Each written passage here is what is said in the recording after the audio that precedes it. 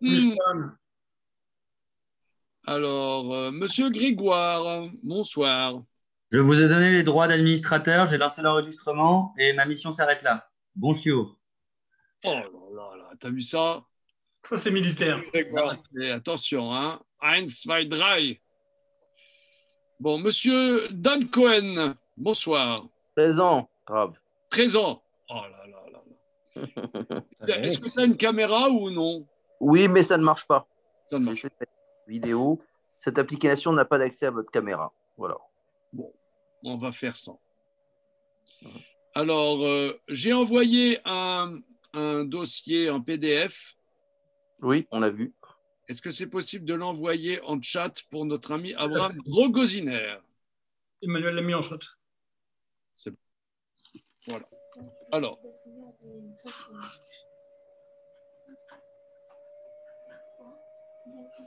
Bien. Ding dong. Je l'ai reçu. Merci beaucoup. Bien, bien le bonsoir. Alors, nous sommes donc sur la paracha de Teruma. Et nous nous sommes demandé la semaine dernière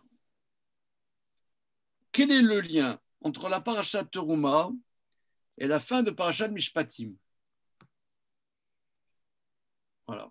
Alors, qu'est-ce qu'il y a à la fin de paracha de Mishpatim? La paracha de Mishpatim, il y a grosso modo deux parties dans paracha de Mishpatim. La première partie de paracha de Mishpatim, c'est, comme son nom l'indique, les jugements de droit civil principalement.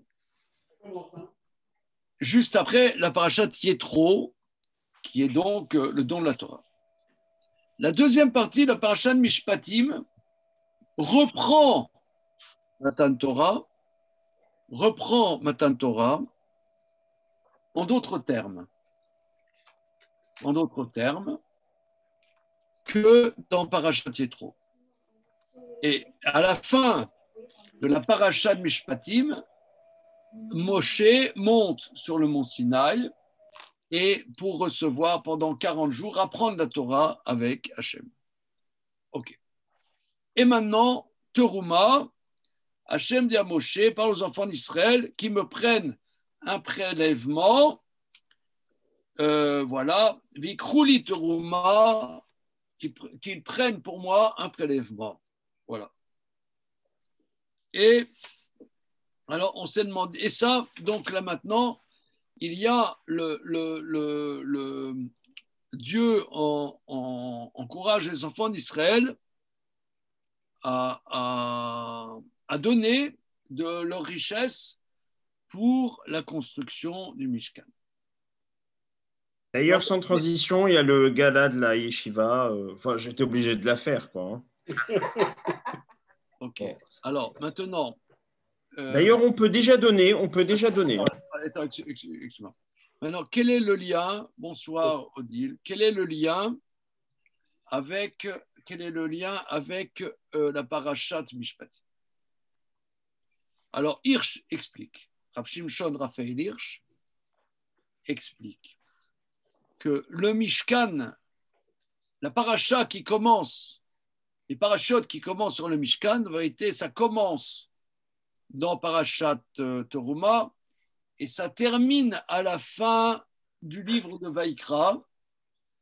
Et à la fin du livre de Vaïkra, il y a Parashat Bechukotai. La dernière paracha, c'est Bechukotai, c'est-à-dire c'est l'alliance qu'il y a entre Hachem et les enfants d'Israël, entre les enfants d'Israël et Hachem, que s'ils font la Torah, s'ils acceptent la Torah, ils accomplissent la Torah, alors il y aura toutes les bénédictions qui sont dites dans Parashat Bechukotai, et sinon, il y a le contraire. Alors, Hirsch explique que c'est dans ce contexte qu'il faut aborder la Parashat Teruma, que la Parashat Teruma vient à l'intérieur de Matan Torah. C'est-à-dire, Matan Torah est le contexte de la construction du Mishkan. C'est-à-dire que le Mishkan est la concrétisation du but de Matan Torah. Mais s'il n'y a pas Matan Torah, il n'y a pas le Mishkan, il n'y a pas le Beth Amikdash. D'ailleurs, c'est ce que la Gemara dit dans Masechet Yoma, au début de Masechet Yoma, que quand les enfants d'Israël ont enfreint les interdits majeurs, alors le temple a été détruit. Parce que c'est dans ce contexte de Matan Torah qu'il y a le Mishkan. Alors c'est là, donc je vous ai envoyé le commentaire de Hirsch, et si vous le voulez bien, on va le faire in extenso. Alors il y a le choix. Il a été écrit en Hochdeutsch, on peut le faire en haut allemand si vous le voulez, ou bien dans une traduction en hébreu. Comme vous voulez, hein, c'est au choix. Bon. Bonjour Rémi. Bonjour, bonsoir. Alors, ça va bien? Ouais, super. Un petit peu en retard, désolé. Il n'y a pas de problème. Alors, donc, j'ai envoyé le texte qu'on va faire. Hein. Oui, je suis en train de le récupérer. Là, il y a la page Shinbet, mais on va faire la page Shinbet. Je l'ai pas mis dans le PDF parce qu'il y a quelques mots. Hein. Il dit Yeches Abrit Adadit Ben Hashem et Israël Anotza al-Yedei Matan Torah ve Kabbalat Torah. Le lien d'alliance mutuelle entre Dieu et Israël, créé par le don de la Torah et l'acceptation de la Torah, Zoï Amisgeret Shebetorah Alenu Levakesh Limso et Ta'ame Amishkan Beklalo ou Lefratav. C'est le cadre dans lequel nous allons rechercher et trouver les raisons du Mishkan de manière générale ainsi que dans les détails. Donc, c'est-à-dire que je reprends. Donc, vous voyez, c'est pour ça, en général, dans la première séance ou les premières séances, exprès, je ne prépare pas. Ça paraît bizarre, c'est une pédagogie un petit peu bizarre, que je justifie en cela que d'abord, on pose les questions spontanément, pas de manière érudite. Et justement, la semaine dernière, on s'est vraiment posé la question pourquoi Parashat Teruma, ça vient comme un cheveu sur la soupe après Matan Torah. Alors, Hirsch, lui, répond à cette question que nous nous étions posée. Il dit parce que par le don de la Torah et l'acceptation de la Torah est le cadre dans lequel vont se trouver tous les détails, la globalité des détails du Mishkan. Alors, je reprends hein, ce que je lis là. C'est une traduction qui a été faite il y a 40 ans, 45 ans, de l'allemand. C'est-à-dire que Hirsch a écrit son commentaire en allemand. Il a été traduit au début du XXe siècle en anglais. Et c'est seulement il y a environ 45 ans qu'il a été traduit en hébreu, en un très très bon hébreu, un peu soutenu, mais Hirsch a un langage très soutenu. C'est un Allemand, hein, donc il a un langage très, très cultivé, donc c'est un hébreu très soutenu, mais bon, moi j'aime bien, entre nous soit dit, j'aime beaucoup cette traduction. Ils ont fait, il y a quelques années, une deuxième traduction chez Feldheim, mais elle est plus souple et j'ai moins le feeling. Bon, ok. Alors, dans le Otsar HaChochma, il y a les deux éditions, mais je vous ai envoyé la première édition. Alors, Tamim Ele Yeshbaim Mishum Esber Leuvda. Alors, les raisons que nous allons voir a une explication sur le fait. Chez Pirkei Akamat HaMishkan Baim Smuchim El Aprakim Amedabrim Bekare Mishpat HaTorah ou Bekritat Tabrit Shenasta Al-Yedei Al-Yesod HaMishpat Hazeh. Donc, les raisons que nous allons donner viendront expliquer le fait que les chapitres qui parlent de la construction du Mishkan viennent juste à côté des chapitres qui parlent des lois de la Torah et de l'alliance qui a été faite sur les bases de ces lois. Donc ici, c'est extrêmement intéressant. quand on lit comme ça, on a un peu le souffle coupé, on se dit qu'est-ce que ça vient faire. Mais maintenant, il nous explique de manière extrêmement précise que c'est à l'intérieur, c'est la suite extrêmement précise de Parashat Mishpatim et de l'alliance qu'il y a eu au monde de la Torah, au don de la Torah au Sinaï, qu'il y a le Mishkan. Le Mishkan, si vous voulez, c'est pas un lieu de culte. Voilà, on fait le culte. Ce culte est à l'intérieur d'un contexte. Et ce contexte est l'acceptation de l'alliance avec Dieu qui passe par l'acceptation et le fait d'accomplir ces mitzvot, et en particulier les mishpatim. Alors, excuse-moi, là, à l'écran, j'ai le texte, Onkelos Rashi. C'est à l'écran ce que tu lis ou du Rav Hirsch? Oui. Alors, tu vois, il y a deux, je vous ai envoyé deux textes. Ah, d'accord. Deux auteurs. D'abord, c'est ça, regarde. Pirouche, Rav Shimshon, Raphaël Hirsch. Ben, nous, on a ça sur la première page. On a étude sur la construction du Mishkan, commentaire du Rav Shimshon, Raphaël Hirsch, page 1. Et oui. Ensuite, on a l'impression de lire le texte de Shemot. Non, c'est ça, regarde. Shemot, en dessous, tu as Rashi, en dessous, tu as Raphaël Hirsch. Ah, c'est en dessous, Rashi, d'accord. Voilà. Ah, ok. Yes. Alors, je suis donc dans la page Shin Gimel, le deuxième paragraphe. Ok, c'est bon. Im Nidbonen, Bebinyan Amigdash Amishkan, Menekudat Reyazo. Si on réfléchit sur la construction du Migdash Mishkan sur cet angle de vue, Arrêt, Shachomarim, Shayat Sarir Litrom Avuro, Metsaidim et Agormim, Sheoto Kiddush Achaim Idgashem Al Yadam, Vechen et Agormim, Shebaim Tivada Ota Kirvat Hashem Amanika Kedushat Ubracha. Alors, il dit, bonsoir, Jonathan. Bonsoir. Si on réfléchit dans la construction du Mishkan, alors oui, Jonathan, là, en un mot, je rapporte là le commentaire de Hirsch, qui d'abord nous explique pourquoi la Parashat Trouma est la suite de Parashat Mishpatim. Dans la deuxième partie de Parashat Mishpatim, il y a l'alliance que les enfants d'Israël ont faite avec Dieu au moment de Matan Torah.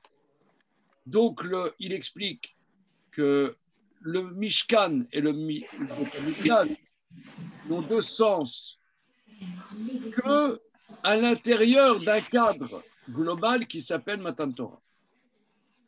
C'est-à-dire qu'il peut y avoir la sainteté au Beth Amikdash que s'il y a l'acceptation de l'alliance mutuelle entre Dieu et les hommes et Dieu. Alors, là, ça commence par Parashat Teruma. C'est quoi le bruit sympathique qu'on entend là? Bon, oui. Ça va, la conclusion de tout le sujet, c'est Parashat Bechukotai. Donc ça commence par l'alliance et ça termine par l'alliance. C'est pour ça d'ailleurs que lorsque les enfants d'Israël enfreignent cette alliance, il n'y a plus le temps. Il n'y a plus le Mishkan. Bon. Alors maintenant, si on réfléchit dans la construction du Mishkan, selon cet angle de vue, les matériaux qu'il faut prélever pour le Mishkan représentent les causes, les moyens, par laquelle la sanctification de la vie va se concrétiser.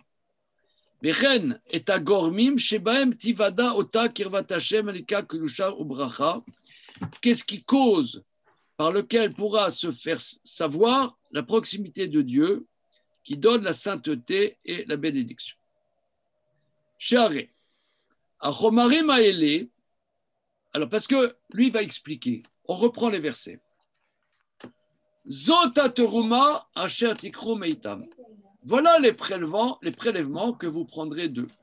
L'or, l'argent, le cuivre. D'accord. Mais si, par exemple, moi, je veux donner de l'aluminium au temple. Ah, monsieur Lipsia, ça ne lui a pas plu. Péchinet Saint-Gobain. Quel est ton problème avec Péchinet? Le problème, c'est que ça n'a pas été ordonné. Alors, oui, pourquoi pas? Alors, Et que c'est presque de l'idolâtrie de ce fait. comment? Et que de ce fait, c'est presque de l'idolâtrie. Oh, tu vas fort. Ça devient fromm le coup. Les zélotes sont parmi nous. Attends, c'est les Canaïm, là. Ah, là, Pogimbo. C'est pas des coiffes, hein. Alors, bien, alors, il va expliquer pourquoi. C'est-à-dire que lorsque Dieu dit à Moshe, c'est ces matériaux que je veux. Je ne veux pas autre chose. Des perles de culture, là, ou naturelles, des perles naturelles, tu vois, que tu plonges là, tu amènes des perles. Non. Pourquoi ces matériaux? Alors, ça représente des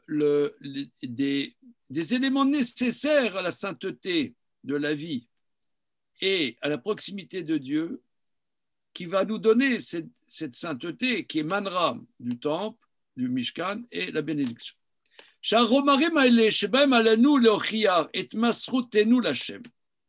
matériaux montrent notre dévouement à Dieu.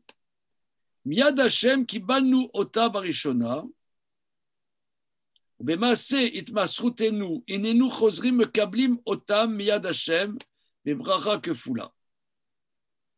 C'est de Dieu, on a reçu tous ces matériaux à la sortie d'Égypte, et par ce dévouement, nous chozrim mekablim otam miyad Hashem bebracha kefula. On reçoit d'Hachem une bénédiction double. Alors, oui, pourquoi? Parce que c'est écrit, voilà la bénédiction, voilà la terouma que vous prendrez. Pourquoi c'est dit la bénédiction que vous prendrez, la terouma que vous prendrez? On devrait dire que vous donnerez. Alors il dit, le premier qui s'est exprimé comme ça, c'est Yaakov. Zod bita ve'amar Yaakov aminu, sha'a shenyar even pinav yesod rishon le bet Hashem arishon.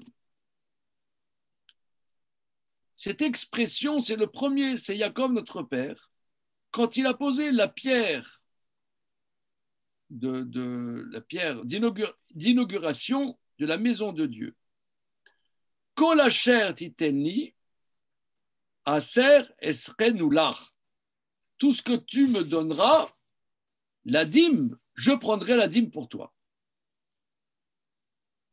Donc il exprime que ce que moi je te donne, je ne te donne que ce que, en vérité, de ce que tu m'as donné. Tout ce que tu me donnes, je donnerai la dîme. C'est pas ce que moi j'ai gagné. Bon, allez, je vais faire un geste. Je vais être sympa. Bon, combien tu veux? Allez, combien tu veux? Allez, on va faire un geste. Allez, combien tu veux? Allez, hop, je vais faire un geste. Non, c'est pas ça. C'est ce que tu m'as donné. De ce que tu m'as donné, je vais te donner. Ça, c'est le premier qui a dit ça. Et David Ameller, David, le roi, au moment où il s'est préparé à la construction du premier temple, Nathan l'écart bitouille me fourrage odioter. Il a donné une expression encore plus explicite. Regardez comme c'est beau, on dirait du David Ameller. Ki mimcha akol, ou mimcha natnular. De toi, il y a tout, et de ta main, on te donne. Arezé ata Parce que, regardez, je reprends ce que notre cher ami Emmanuel Vanish a introduit tout à l'heure. Donc, cher Emmanuel, Manu, tu nous as parlé tout à l'heure du gala des Yeshivas étudiants. Alors, oh, mais on est tellement sollicité en ce moment, on est tout le temps sollicité, il nous saoule avec ces trucs de halodon, c'est insupportable. Ok. Alors, je vous donne un exemple. Moi, laissons la yeshiva des étudiants. Je vais à côté d'ici, un petit oratoire tout à côté de chez moi, où je vais à Shacharit le matin et vendredi soir, et Minchat Shabbat. Bon. En réalité, ils sont super sympas, super bien. Ok. Moi, je sens, comment dire, c'est un endroit, je profite, c'est tout sur un plateau, c'est impeccable. Il y a la prière en son temps et un bon minyan. Les gens sont sympathiques, ils ne prennent pas la tête, détente, c'est impeccable. Et c'est propre, il y a le ménage, les toilettes sont propres, il y a du chauffage quand il faut, il y a la clim quand il faut, etc. C'est la moindre des choses, c'est même pas la moindre des choses. Il n'y a même pas à réfléchir que moi, ainsi que les autres, on doit donner notre quote-part. Et quand même, quand je donne, j'ai l'impression de faire un exploit. C'est bizarre quand même. Quand je paye le loyer, quand je paye mon loyer, je ne fais pas un exploit. Pourquoi un truc comme ça, j'ai l'impression de faire un exploit? Il n'y a rien. C'est comme un loyer finalement. C'est un loyer. Il n'y a rien. Il n'y a même pas à réfléchir. Il n'y a même pas à réfléchir. En vérité, c'est bizarre. Il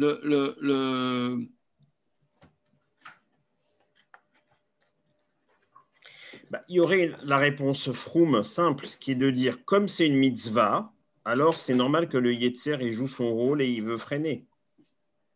Non, je dis ça, c'est juste pour alimenter. Ouais, c'est juste. Comme c'est une mitzvah, alors ça résiste. Ouais. Moi je pense. Mais je pense que c'est même pas une mitzvah. Ça veut dire là, comme moi je vais, c'est même pas. C'est comme si tu veux, c'est même comme une location. Moi je pense. C'est presque. Ouais. C'est comme une location. Si le loyer il était facultatif, ce serait un exploit de le payer. Ouais, c'est vrai. C'est parce que c'est plutôt comme un don que ça rend difficile le contre-don. Me semble-t-il, en vérité, je pense que la tzedaka, parce que la tzedaka, il y a des halachot à la tzedaka, il y a des halachot, et il y a aussi, comment dire, quand on dit qu'on doit donner un maaser de ce qu'on, enfin, de ce qu'on gagne, bon, il y a des halachot dans les détails, mais disons grosso modo, 1/10 de ce qu'on gagne. C'est quand même très fort, c'est lourd, c'est lourd. Me semble-t-il que c'est ça justement ce que dit Yaakov Avinu. Il dit, de tout ce que tu me donneras, je donnerai 1/10. Mais 1/10, c'est beaucoup quand même. Un mec qui gagne 100 euros, bon, 10 euros, c'est pas des masses. Mais ça peut être quand même beaucoup. Alors, me semble-t-il que c'est comme Shabbat, si vous voulez. Quelque part, on a des mitzvot. Ces mitzvot nous font, par exemple, le Shabbat. Le fait qu'on s'arrête le Shabbat de bosser nous fait comprendre qu'en vérité, la parnassa, c'est Hachem qui nous donne la parnassa. Parce que si toi, tu n'as pas cette émouna, tu ne peux pas faire Shabbat. Tu ne peux pas. Si tu fais Shabbat, par exemple, j'avais un copain, il m'a dit, un de mes premiers élèves, il m'a dit quand il arrivait du Maroc, il est allé à Strasbourg. Bon, à Strasbourg, la communauté, elle est une grosse communauté. Il y a surtout les Marocains là-bas, c'est les parrains. T'es pris en charge. T'es pris en charge par la communauté. Bon, même si t'es pas un grand shomer Shabbat, tu deviens plus ou moins un shomer Shabbat dans un certain milieu. Mais quand après tu sors de cette communauté, tu es confronté à t'es seul à faire tes choix, alors ça, c'est plus de la tarte. Parce que, mais comment je vais me débrouiller dans la vie si je ne travaille pas Shabbat? Donc le fait de faire Shabbat, tu te dis, mais moi je fais Shabbat, mais comment je vais avoir un parnassa? Donc c'est sûr que respecter Shabbat, à un moment tu réalises que ta parnassa, eh ben, c'est Hachem qui te donne ta parnassa. Me semble-t-il que quand tu donnes la terouma, tu donnes à Hachem en vérité, puisque là tu donnes pour le Mishkan, eh bien, tu perçois, mais comment je vais me débrouiller, puisque j'ai quelque chose dont j'ai besoin de ça, et je vais m'en séparer. Et comment je vais me débrouiller? Eh bien, tu perçois qu'en vérité, ce que tu reçois, c'est que tu reçois. En donnant, tu perçois que tu reçois. Me semble-t-il, parce que ce n'est pas intuitif. C'est pas intuitif. Intuitivement, moi, j'ai gagné ma vie.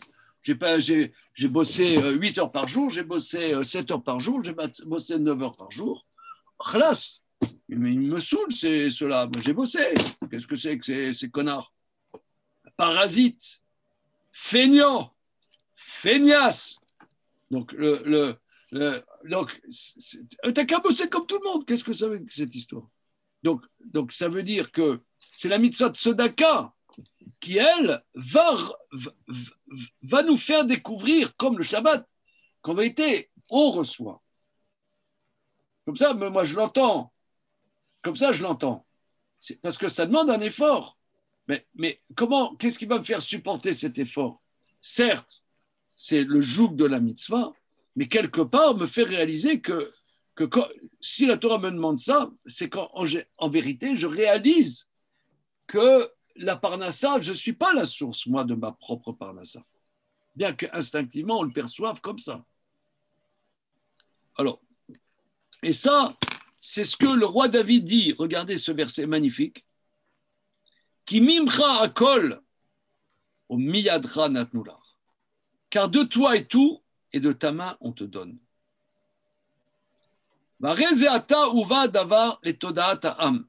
Maintenant, ce qui était au niveau de Yaakov, et ce qu'on voit aussi au sujet de David, vient à la conscience nationale. Et Kitzur Nimratz, Ar Beorar Makif et Kolel, Bemaase Zrikat Ratsi Dam Abrit, à la Mizbeah, Bechetzio à la Am. Alors, une seconde.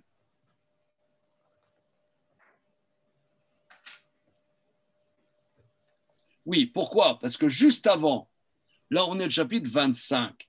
Au chapitre 24, lorsqu'il y a eu l'alliance, alors les tribus ont offert, chaque tribu a offert des corbanotes au mont Sinaï, le sang des corbanotes, donc les corbanotes ont été offerts à Dieu et la moitié, une partie du sang qui était offert à Dieu, une moitié est offerte sur l'autel et l'autre moitié aspergée sur le peuple. Donc, dit Hirsch, qu'est-ce que ça veut dire, ce sang qui a été, une moitié était sur l'autel, une moitié sur le peuple, pour exprimer que le sang, c'est la vitalité. Le sang, c'est la vitalité, c'est la vie, et que on offre à Dieu le sang, mais en vérité, ce sang qu'on offre à Dieu, il est une partie versée sur le peuple. C'est ce que nous, on reçoit en vérité, c'est ce qui vient de Dieu. Entre parenthèses, il y a 1 an et demi, un peu plus, on avait travaillé sur l'interdit de prêt à intérêt, et comme produit de plusieurs mois de travail sur ce sujet, j'en étais arrivé à la conclusion que l'interdit de prêt à intérêt, c'est que l'argent, c'est la vie. Et l'argent, c'est la vie. Et quand on mange la viande, on ne mange pas le sang. Parce que le sang ne nous appartient pas. Le sang ne nous appartient pas. On peut manger la viande, mais pas la vie. La vie nous échappe. La vie, elle vient d'Hachem. Elle nous échappe. De la même manière, quand on a de l'argent, eh bien, je ne peux pas demander, je ne peux pas faire du commerce sur l'argent. Je ne peux pas faire fructifier l'argent parce que l'argent ne m'appartient pas. Je peux investir l'argent. Ça, c'est, comment dire, eteriska, un iska. J'en fais un investissement. Mais faire fructifier l'argent, là, c'est interdit parce que l'argent ne m'appartient pas. C'est comme si, ça voudrait dire qu'il m'appartient. Or, l'argent, c'est la vie, ça ne m'appartient pas. Voilà, c'est ça, c'était la conclusion sur cette histoire que, ici, on parle de donner donc, des biens et il dit Hirsch, le fait que ce sang était une moitié sur l'autel, c'était voué à Dieu, mais une moitié est sur l'autel, une moitié sur les enfants d'Israël, pour bien percevoir que ce qu'on reçoit, ce qu'on a, notre vitalité, c'est ce qui a été voué à Hachem. C'est d'Hachem qu'on reçoit notre vitalité. Alors, continuons si vous le voulez bien.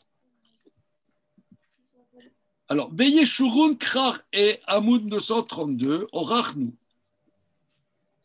Bon, alors, le Hirsch a beaucoup écrit et il avait créé dans sa communauté à Francfort-sur-le-Main, il y avait une revue qui s'appelait Yeshurun, sur laquelle il a beaucoup écrit. Alors, dans le 5e tome de Yeshurun, nous avons prouvé que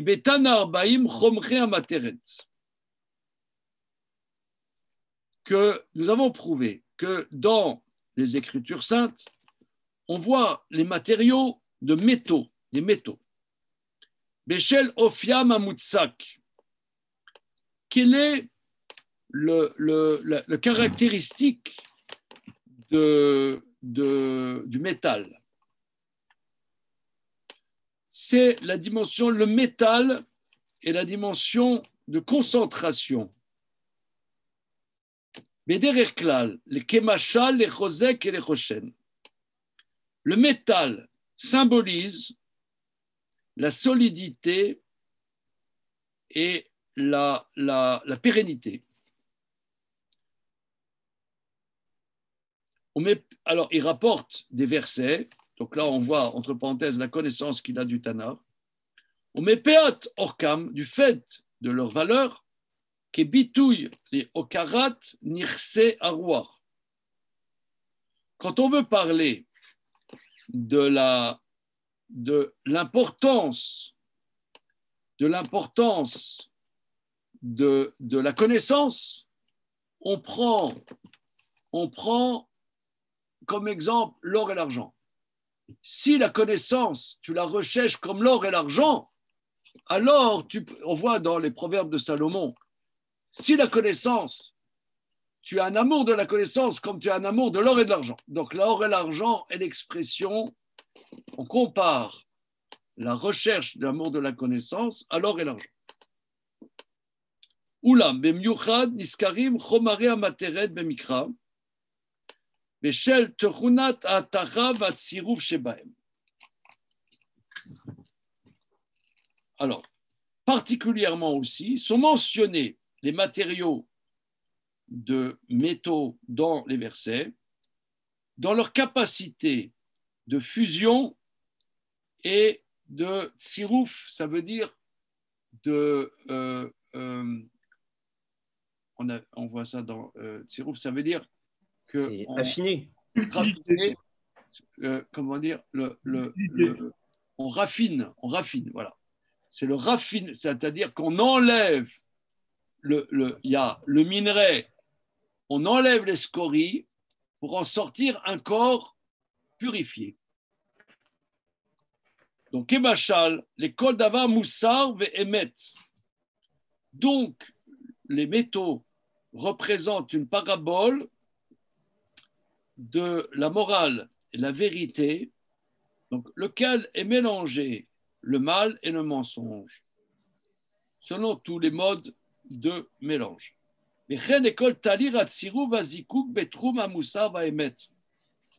Donc, on dit que le verset dans les psaumes, on dit que la Torah, mezukeket shivataim, elle est raffinée 7 fois. On dit ça le Shabbat matin, que la Torah est raffinée 7 fois, comme un métal qu'on a raffiné, qu'on a enlevé les scories.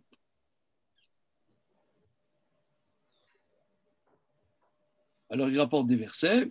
C'est à quelle heure qu'on dit ça? Parce que j'ai jamais. Je ne sais pas si je suis déjà arrivé assez tôt. Non, je me demandais à quelle heure c'était, parce que je ne crois pas que je sois déjà arrivé assez tôt. Hein. Mezukak Shivataim, ça c'est Rérou, il doit connaître. Il faut arriver tôt. Hein. C'est dans les psouké des Imra, c'est ça, du Shabbat matin? Ouais. Non, il faut changer de mosquée, c'est tout. Ah non. Oh là là. Mais non, Marc. Mais non. Je ne m'abuse. Hein.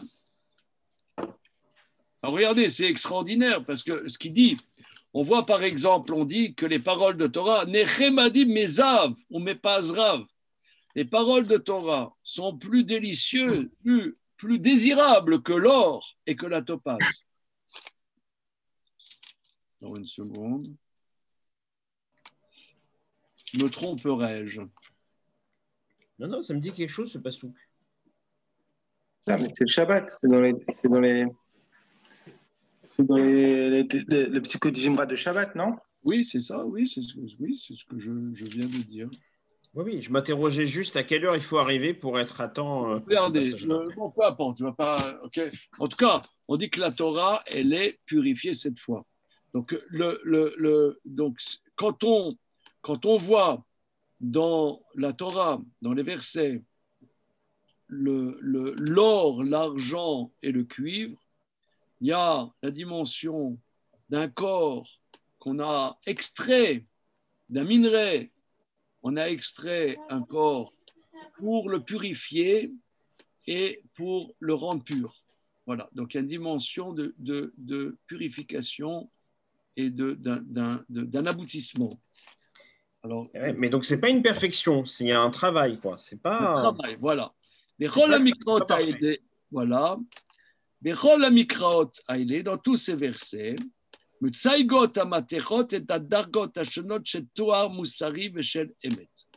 tous les versets, vous voyez, il donne toute une liste très, très magnifique. Donc, alors, Teilim Kufyutet, une seconde. Teilim Kufyutet.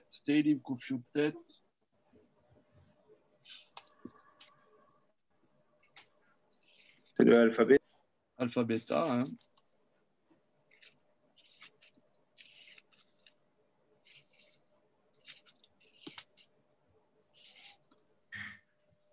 C'est un peu grand.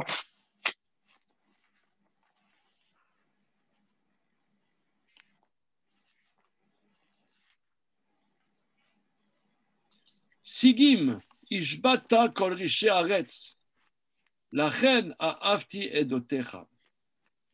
Comme de la scorie, tu as enlevé les impies de la terre. C'est pourquoi j'aime tes témoignages. Bon, c'est un verset un peu bizarre. En tout cas, lui veut dire que les impies, c'est comme des scories qui se trouvent dans le métal. Des scories. Alors, ok.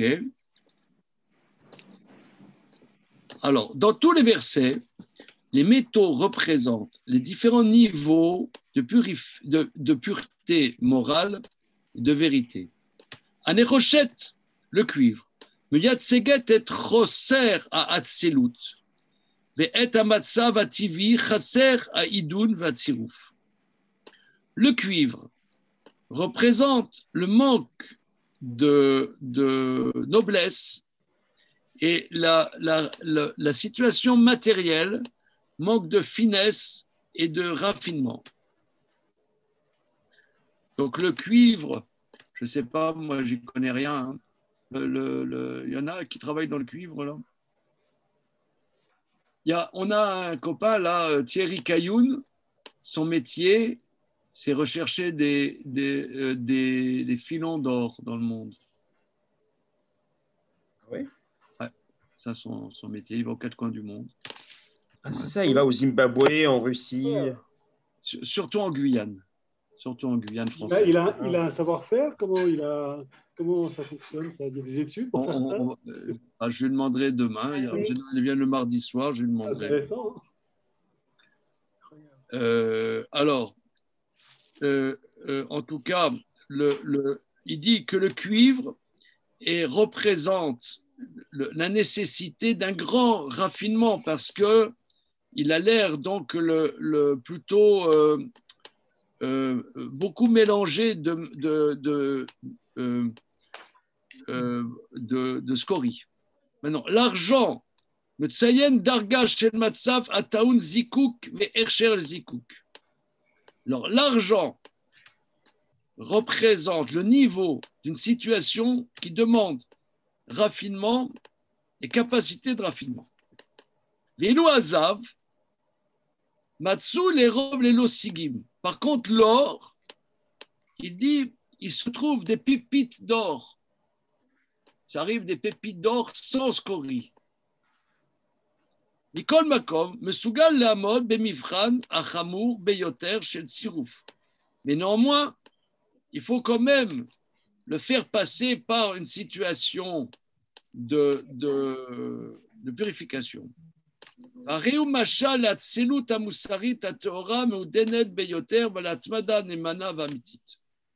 L'or représente la noblesse morale pure qui est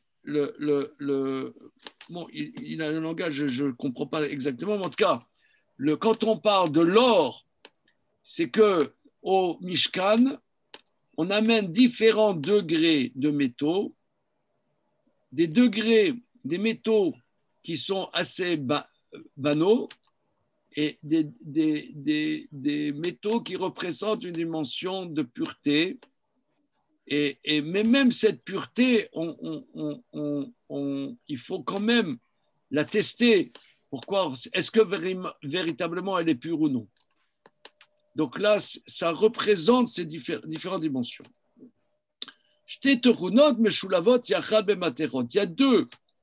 Il y a deux qualités qui sont conjointes dans les métaux. Shiur gavoa beyoter shel isiyut ve shiur gavoa beyoter shel yetzivut. Alors, isiyut, je ne sais pas qu'est-ce que ça veut dire. Ductibilité. Comment? Ductibilité. De quoi? C'est ductible. C'est quoi ductible? C'est-à-dire que c'est malléable. Ah, malléabilité, d'accord. Mais pour les métaux, on dit ductile. D'accord. Donc, il y a une grande capacité de malléabilité, ductibilité, dit notre ami, et une mesure importante de résistance, yetzivut, c'est-à-dire c'est le métal, il y a quelque chose, en réalité, l'or ne se dégrade pas. Voilà, donc il y a quelque chose qui est pérenne. En irnaot les patish ou les esh, velov shot begemishut shetsura mevukeshet.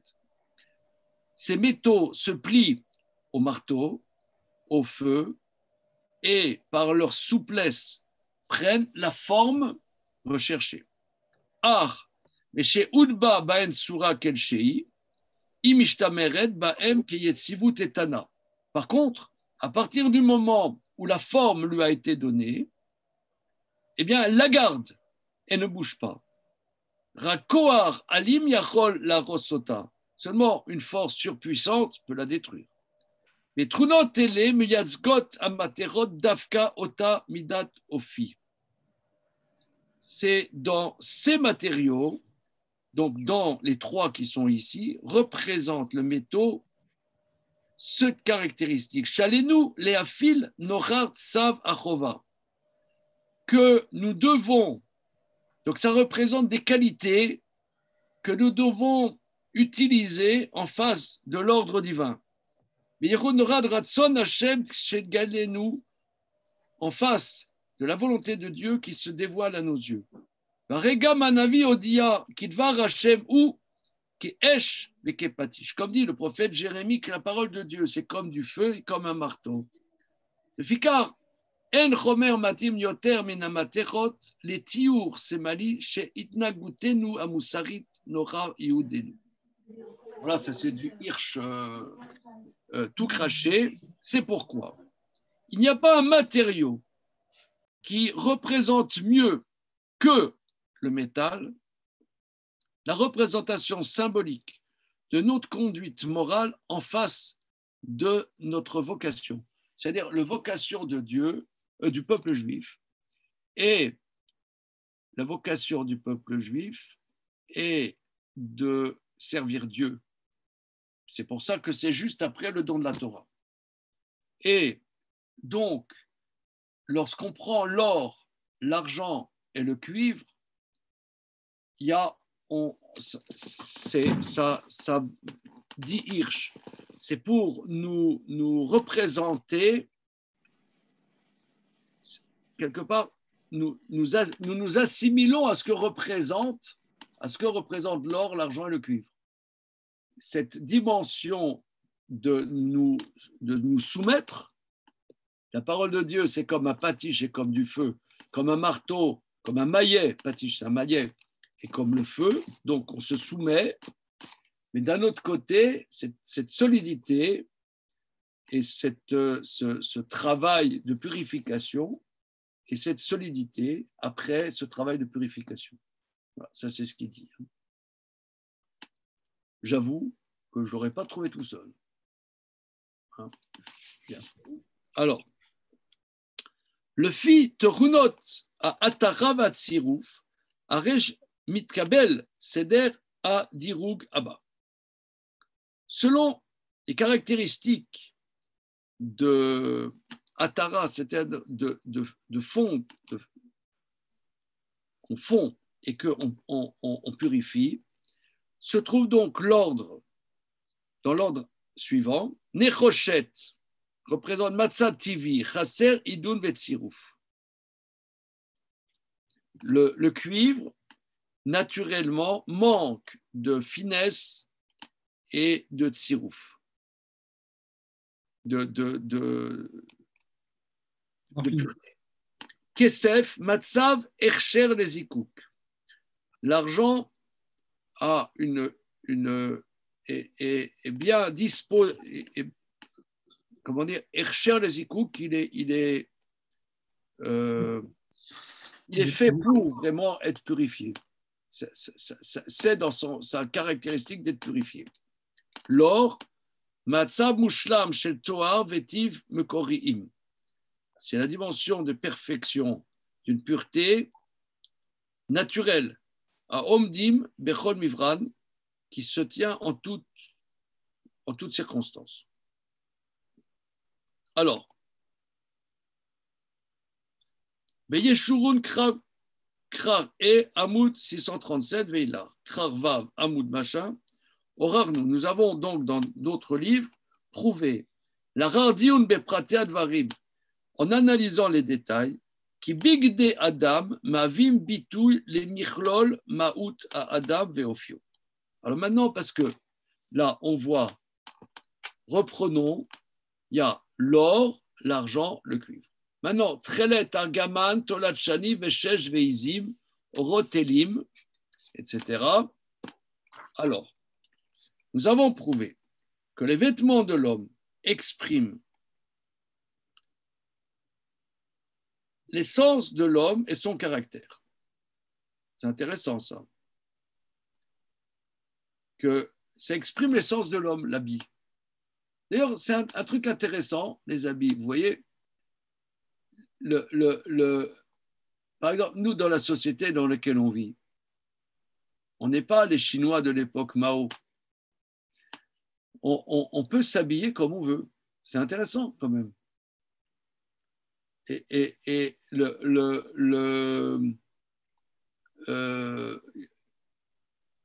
disons, dans le milieu, prenons par exemple le milieu, disons, des gens des yeshivas, on met peu de personnalité dans ses habits.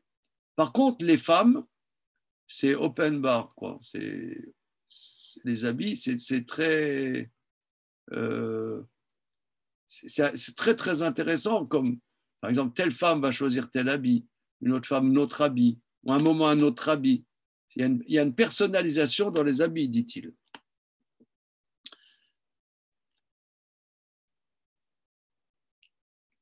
Alors, Maouzo, cette essence de l'homme, Yeshba, dans l'essence de l'homme, il y a plusieurs niveaux. Donc, l'habit représente l'essence de l'homme.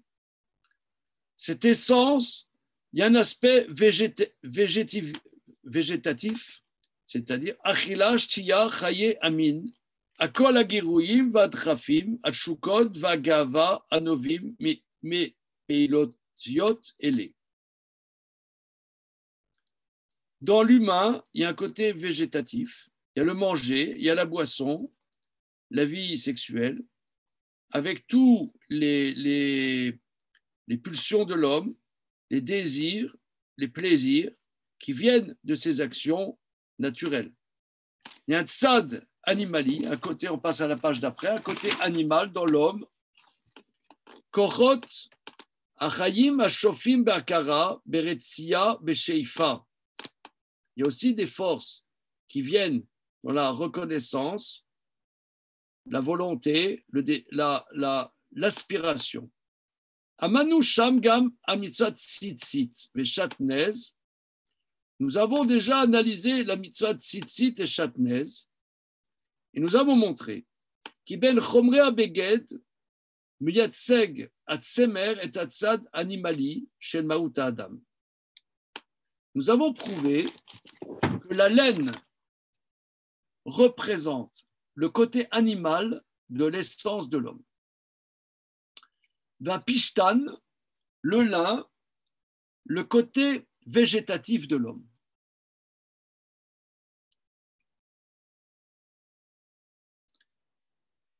Alors, bon, là, lui, il dit ça, en vérité, on peut dire aussi, il y en a qui disent que pourquoi il y a un interdit de mélanger le lin et la laine, parce que le lin est le côté agraire, sédentaire, et la laine, c'est les nomades, c'est les moutons. C'est deux dimensions très, très différentes. C'est Caïn et Abel. Caïn, c'est le sédentaire, et Abel, c'est le nomade. D'ailleurs, Rachid dit que Caïn a offert comme offrande des graines de lin. Vous pouvez voir dans Rachid. Il avait offert des graines de lin. Donc, continuons. Donc, lui, il dit que dans l'habit de l'homme, il y a une dimension animale représentée par la laine et végétative représentée par le lin.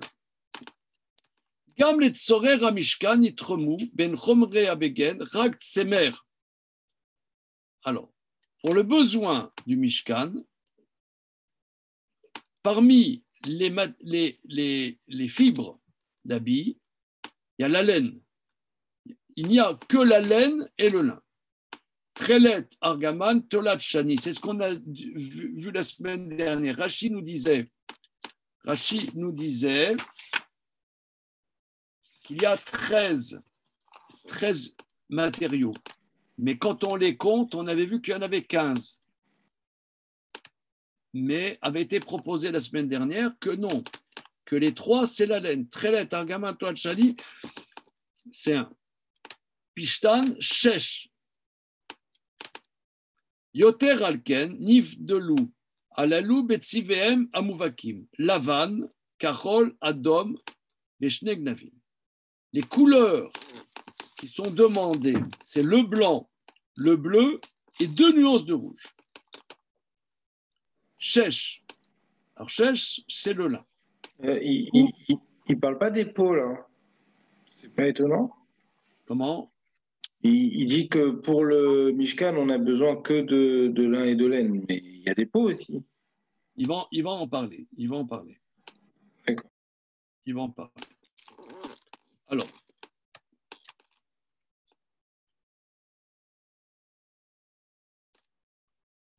Shesh Pishtan, le lin, ou Natsig Ayesog à végétativi. Ça représente le principe végétatif. Veu Lavan, il est blanc. Seva Atoar, c'est la dimension de la pureté. Toar Musachim Yochas Betorah Berosh Bereshona El Korot Achayim à végétativim. Ashratat Adam Bechaye Atanugim Ve'amin Maktima Beufan Achamor Beyoter et Toar Mauto. Toar ou Oto Kav Ofi. Amave Dargat a Idun Vazikuk Shachem Doresh Otam Dafka Betzad a végétativi Shel Maut Adam. Bon, quand on dit végétatif, il dit c'est manger, boire. Parce que végétatif, moi j'ai appris végétatif, c'est la respiration et c'est la digestion. Là, messieurs les médecins, non? Le manger, le boire, c'est pas végétatif. En français, c'est pas végétatif. Végétatif, c'est ce qui fait même, par exemple, quand on dort. C'est ça. On respire. Végétatif, oui, c'est des fonctions vitales de base, même pas à manger. Hein. Quand on parle d'état végétatif, c'est quelqu'un qui est dans le coma. Voilà. Alors, lui, il veut dire végétatif, c'est-à-dire c'est les notions bases de la vie. Sa terminologie n'est pas tout à fait la terminologie que nous, on a.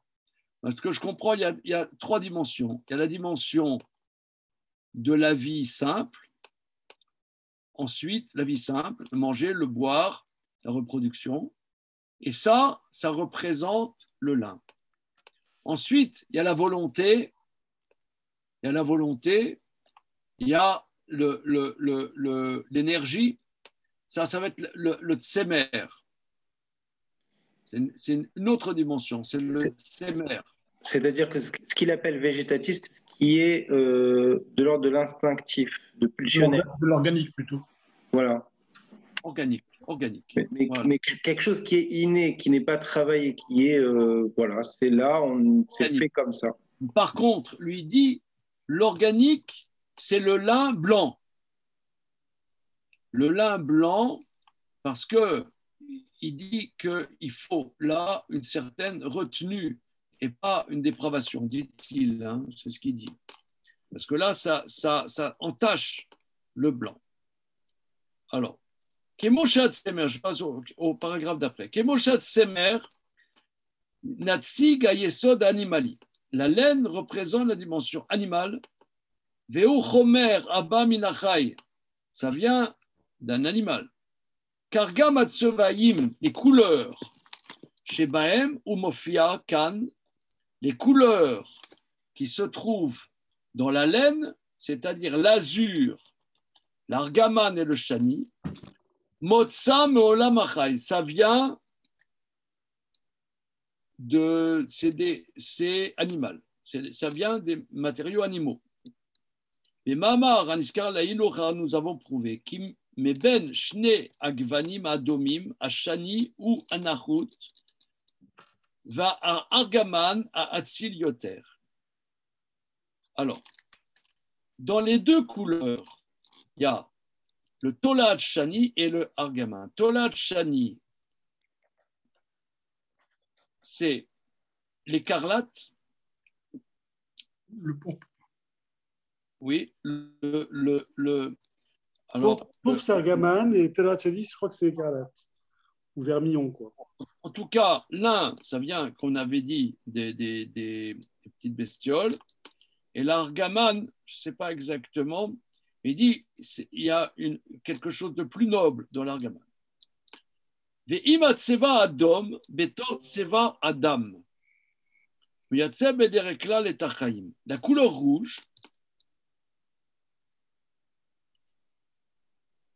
représente la vie.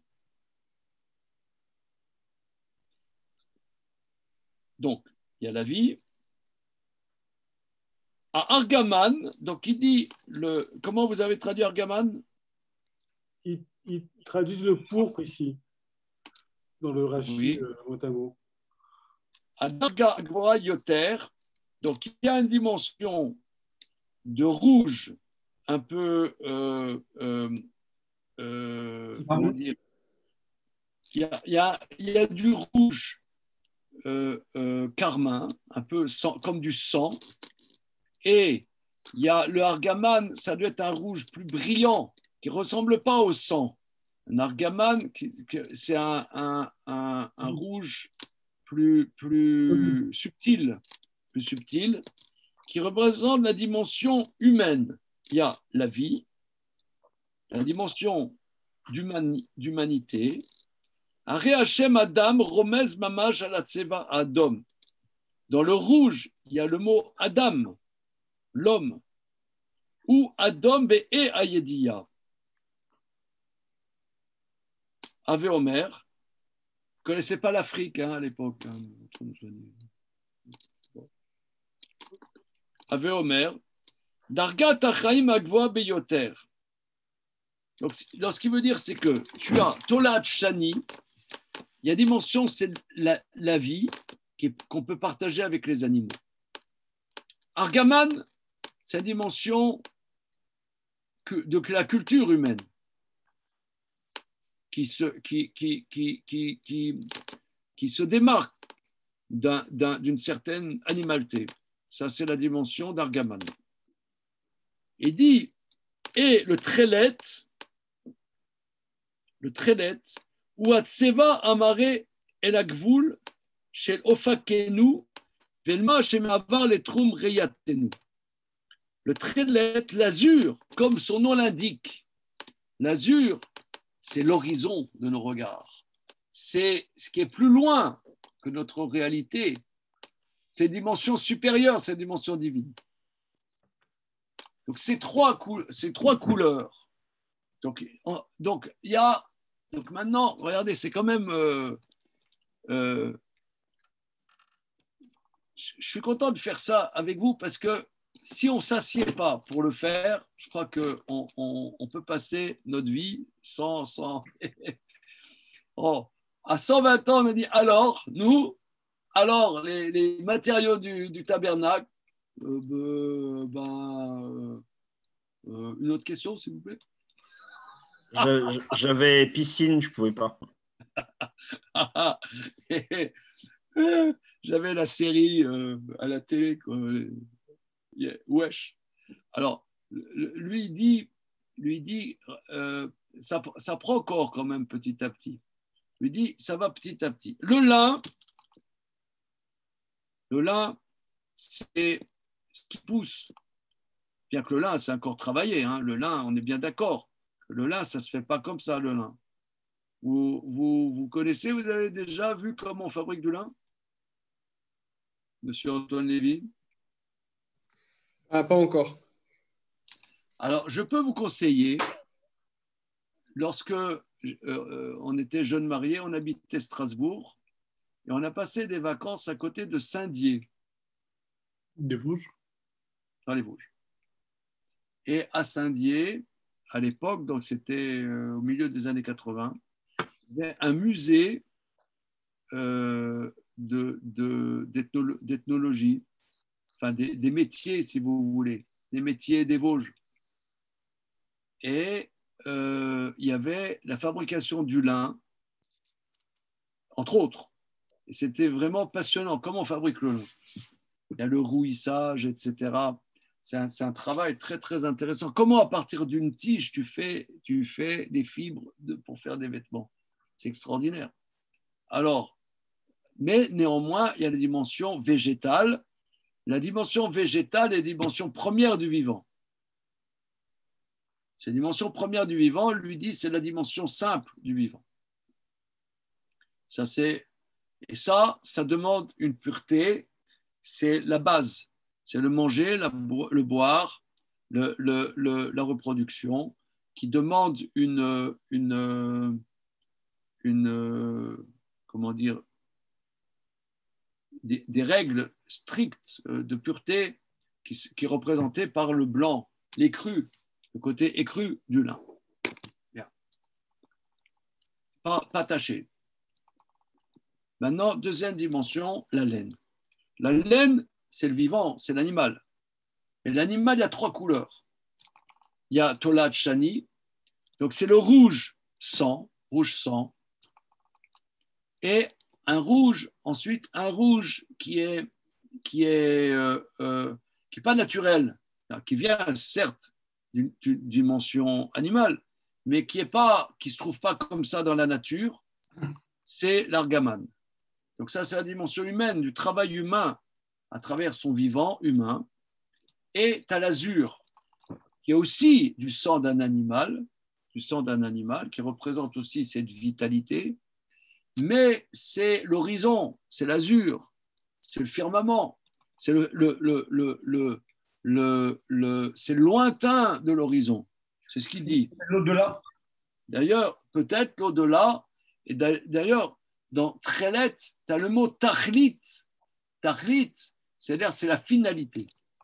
Tachlit. Vous savez, en yiddish, on dit, même c'est venu dans le langage juif classique, tachles. Quand on te dit, bon, dis-moi, on parle fric là, dis-moi, c'est combien tu veux là, dis-moi, vas-y, c'est quoi ton prix? Tarles. Ouais. En arabe, on dit khlet. C'est quand c'est fini, quand c'est un peu. Non, mais c'est pas pareil. Tarles, ça veut dire concrètement. Concrètement, qu'est-ce que tu as une discussion à... Voilà. C'est pas sûr que c'est pas pareil parce que dans les deux cas, il y a les notions de limite. La notion est absolument à l'autre, mais dans les deux cas, il y a la notion de limite. Donc peut-être que c'est pareil. Tu as une discussion alambiquée sur qui tu vas inviter pour le festin de Pourim. Bon, mais attends, Souleïka, ta belle-sœur, elle est déjà venue. Mais oui, mais... Bon, alors, Tachles, qu'est-ce qu'on fait maintenant? Voilà, tu vois, c'est ça. Tu n'as peut-être pas une belle-sœur qui s'appelle Souleïka. Hein, Premier cours de Yiddish d'Emmanuel Vanish. C'est lui le prof, attention. Ouais, non. Alors, Tachlis, Tchelet. Utseva Mare et la Gvoul. Non, mais c'est intéressant. C'est ce que dit Marc Lipsker. Ce que toi tu dis, c'est la limite. Le Gvoul, la limite. Shel Ofakenu, la limite de notre horizon. Elma Shemeva les Troum Reyatenu, qui est de l'eau plus loin que la limite de notre vision. Ave Omer et la Nistar. C'est ce qui nous échappe. Et la Eloki, c'est le divin. Donc, il veut dire que le bleu, c'est l'au-delà. Représente la dimension qui nous échappe, divine. Donc, dans l'homme, il y a plusieurs dimensions. Vous voyez, l'ordre, il est étrange quand même. Parce qu'on parle du divin et on a l'impression qu'on va à reculons. Mais non, le divin, c'est la dernière couleur qu'il évoque. Non, au contraire. Outrelet, Vergaman, Vetolacheni. Non, il évoque les deux couleurs rouges d'abord et puis la couleur bleue après. Mais dans le texte. Mais ça va à reculons. Dans le texte. Oui, non, mais dans le texte, ça va à reculons. D'accord. Lui, il va du bas vers le haut, oui. Mais les versets vont du haut vers le bas. Hein? Tu as l'or. Alors, regardez. Ah oui, comme l'or aussi, ouais. Bon, regardez. Là, maintenant, les choses sont vraiment bien précises. L'or, l'argent, le cuivre représentent les qualités humaines, les qualités intérieures requises pour le service de Dieu, qui sont travaillées, qui sont à la fois travaillées, fondues et à la fois solides. Donc ça, c'est les qualités que l'humain doit investir dans le service de Dieu. Premièrement, l'or, l'argent, le cuivre. Ensuite, les fibres. En passant à chaque fois par la fonderie et le marteau. Voilà. Ensuite, et la faucille aussi. Alors, ensuite, tu as les fibres. Dans les fibres, tu as argaman, tolad shani, non, trelet, argaman, tolad shani, c'est ça? Oui. Shesh, Aizim. Tolad shani, shesh. Ah, maintenant, on va arriver à Izim. Donc, c'est vrai. Là, maintenant, ça devient clair. Moi, je trouve c'est clair. C'est très clair. OK. Alors, juste là, le trelet, le trelet, ça vient de Ça vient de quel animal? Parce qu'il y a peut-être Alors. ça aussi qui peut nous aider à... Ça vient du chilazone. C'est ça. Le chilazone, c'est un mollusque. Ah oui, c'est le petit.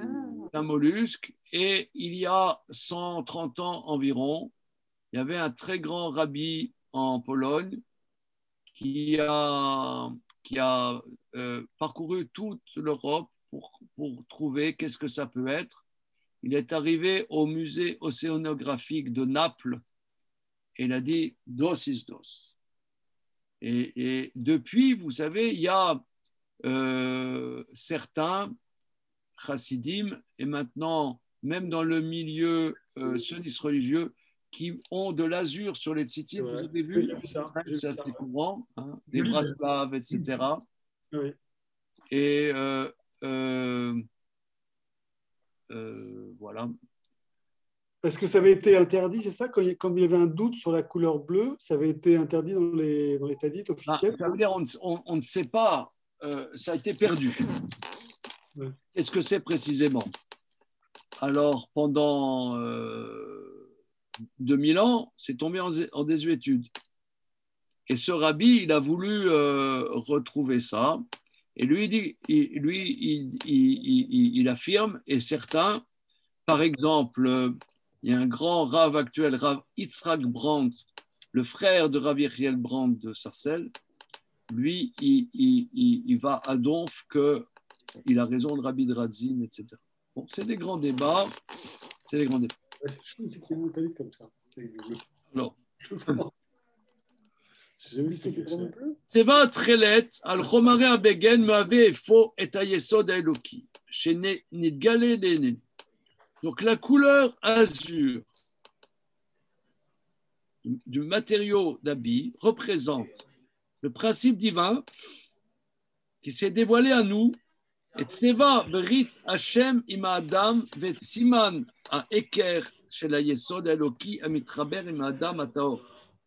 Donc c'est la dimension d'alliance de l'homme avec la reconnaissance de la dimension divine qui s'est liée à l'homme. Choder et kol troumé chayav ou matzevotam, cette dimension divine qui va faire partir de son habit, donc qui s'habille de ça, qui fait partie de son identité. Même si nous, le midin, nous trouvons à apprendre qu'il est gabé maout adam yatseg. Donc là maintenant, si les fibres représentent l'homme lui-même, donc le shesh, c'est la dimension végétativite, mais on dirait plutôt organique, si vous voulez, plutôt organique. Sani, la dimension animale, Argaman, divine, Klet, divine. Enoshit, humaine, Argaman, humaine, parce que c'est que l'argaman, la pourpre, est quelque chose de travailler, comment dire, qui demande une certaine science, donc qui représente l'humain, et le trélet, c'est une dimension divine.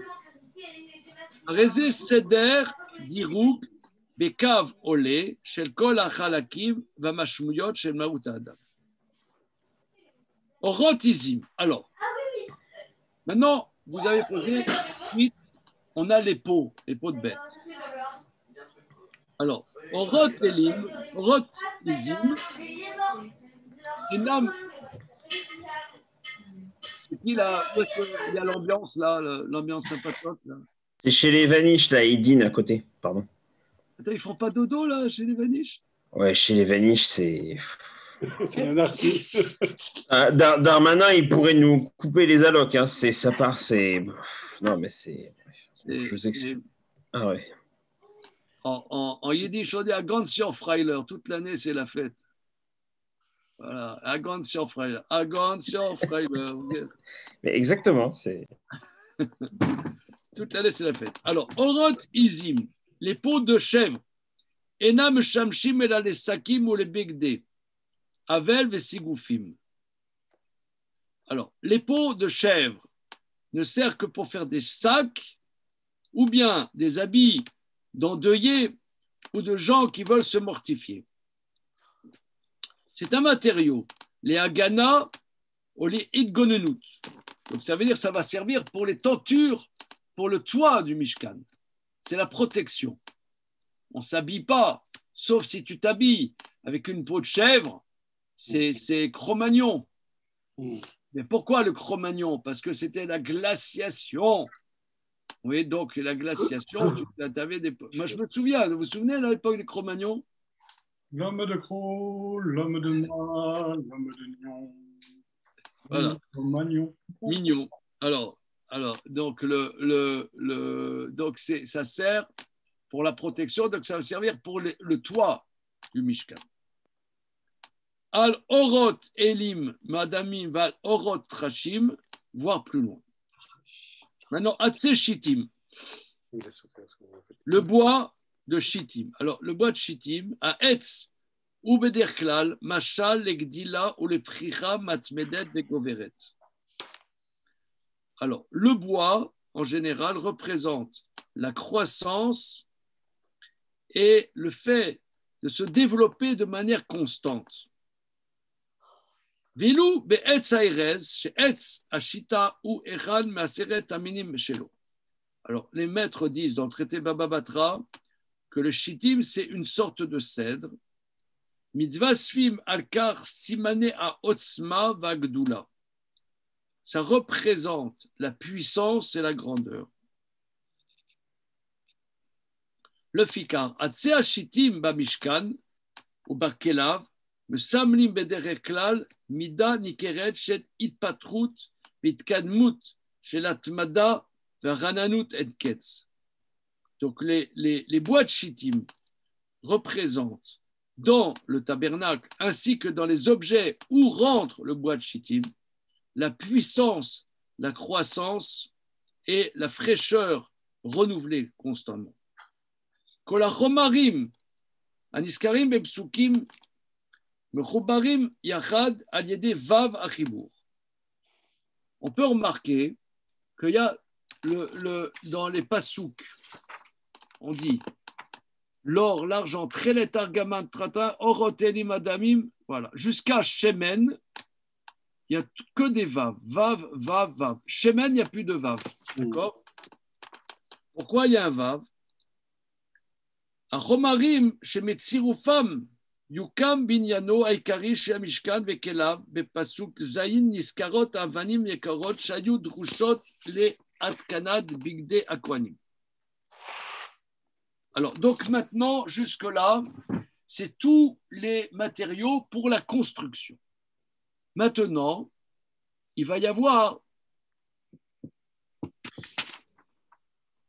alors, Shemen, la Maor, Bessamim et Shemen Amishraktot Asamim, pour le moment, il le met de côté, il passe Avne Shoam, Avne Milouim, la Ephod, la Choshen. Alors,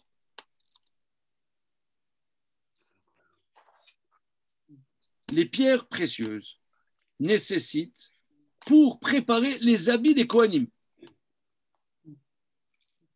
Alors, c'est étonnant, les habits des Kohanim. Nous, on est en train de construire le Mishkan et on te parle des habits des Kohanim. Il y a une paracha d'avance. Monsieur a dit une paracha d'avance. Ça fait partie du Mishkan. Alors, c'est ce qui relève. C'est un petit peu incongru. Mais non, mais il y avait une collecte. Alors, il ne va pas faire une collecte pour le Mishkan et une collecte pour les habits. On a fait une collecte pour tous les matériaux d'un coup, non? Non, parce que c'est écrit Vasouli Migdash Veshachanti Betocham. Faites-moi un sanctuaire, je résiderai parmi vous. Ah, j'avais bien tenté. Ouais. Non. 100% de ceux qui ont gagné ont essayé. Voilà, j'ai... Ben, c'est pas très embêtant. Les habits des Kohanim, c'est nécessaire au fonctionnement du Mishkan. Eh oui, mais tu confonds le fonctionnement et... Il ne fallait pas dire. Mais oui, c'est le fonctionnement. C'est la catastrophe, ami Serrero. Eh oui. Ah oui, c'est vrai. Tu confonds la construction et le fonctionnement. Voilà, voilà. Ah oui. Mais même, sans parler de magouille, Chas Shalom, c'est pas pareil l'investissement et le fonctionnement. Ouais, bon. Voilà, c'est deux budgets. Un manque de comptables là dans notre chiot, il y a trop de médecins. Ouais. Non, il est là, Antoine, il est là. À moins que le vêtement du Kohen soit un élément du Mishkan, une construction du Mishkan. Voilà. Voilà. On arrive directement dans la Tunisie, là. Driblons. Alors, regardez. Voilà. Les Pasuk Zayin. Niskarot, Avanim et Yakarot sont mentionnés les pierres précieuses qui étaient nécessaires pour la préparation des habits des Kohanim. Mikan, de là. Shakatuv roe ta Kohanim vet bigdem kechelek mauti mina migdash atzmo. Donc, il faut comprendre que le verset voit les Kohanim et leurs habits comme une part intégrale du Migdash. Hem shayachim el kli ha-migdash.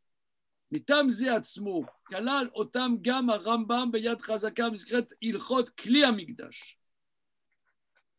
Donc, très intéressant. Vous voyez, là, c'est un grand Talmid Chacham, Hirsch. Nonobstant le fait qu'il soit allemand, il est quand même Talmid Chacham. Il n'est pas que dans la chope de bière et la saucisse. Donc, que quoi? Que il dit que Maïmonide, dans le Chelek Avoda, il y a deux Chalakim dans Rambam, il y a Avoda et il y a Korbanot. Dans Avoda, il y a une partie qui s'appelle Kli Mikdash, les objets du Beit HaMikdash. Et dans les objets du Beit HaMikdash, il y a les habits des Kohanim. Ce qui est quand même étonnant, parce que nous, on dirait, c'est ce que tu as dit, Jonathan, que c'est la vie quotidienne, c'est pas la construction. Non, les habits des Kohanim font partie des Kli Mikdash. Ça s'impose. C'est étonnant, non? Que les habits ou les Kohanim eux-mêmes? Ça veut dire, est-ce que le fait d'être consacré, ça les inclut aussi? Non, si tu as un Kohen qui fait le service sans la Oui, les Kohanim même. Les Kohanim même, c'est cette dimension-là. Ouais. Oui, c'est-à-dire qu'ici, il y a une nuance, c'est-à-dire c'est pas coupé comme ça. La présence humaine qui va animer le temple fait partie de la construction du temple, c'est ça. À condition qu'elle soit vêtue des vêtements en question. Si le Kohen n'est pas vêtu de ses vêtements donnés, la avoda n'est pas soule. Absolument. Tu fais référence à ce qu'on voit plusieurs fois, on a vu ça dans le traité Yoma. Un Kohen, Monsieur Kohen, il fait le service au temple. Sans l'habit, le service est inapte. Ça, c'est un truc incroyable. L'habit fait le moine. Ça, c'est un truc... L'habit fait Cohen.